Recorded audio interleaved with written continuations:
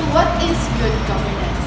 Good governance can be a set of principles and practices and ensure accountability, transparency, and efficiency of those who are in power. Good governance should prioritize the needs and well-being of the citizens it serves and encourage participation and collaboration between all stakeholders.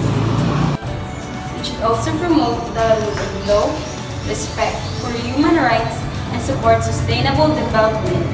Ultimately, good governance aims to build trust between the government and the people it governs. What are the important social services to be delivered by the government? In education, they fund schools, colleges, and universities to provide quality education to their citizens. Governments provide health care to ensure that citizens have access to health care without any financial burden. Social welfare. Governments provide social welfare services to ensure that all citizens have access to basic needs like food, shelter, and clothing. Governments provides law and order services to ensure that citizens can live a peaceful life.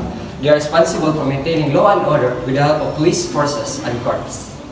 We can access information about our rights and the services available to us through government, community-based organization, and advocacy group to ensure that we benefit from the services we are entitled to.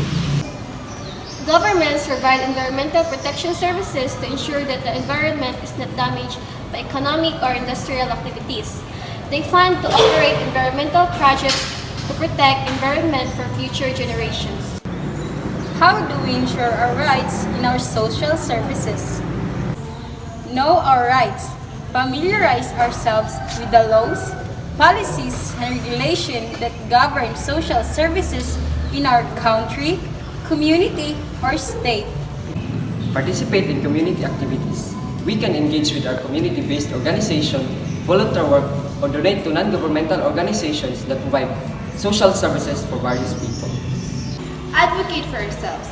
We can make our voices be heard by speaking up to elected officials, policymakers, administrators who make decisions about social services.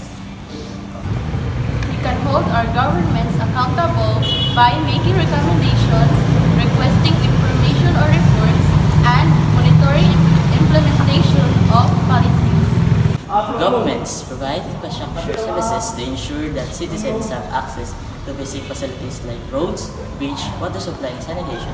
They fund and operate infrastructure projects to provide basic facilities to their citizens. How to achieve good governance? Achieving good governance requires a long-term commitment to building the necessary institutions, policies, and practices that support transparency, accountability, participation, rule of law, and effective institutions.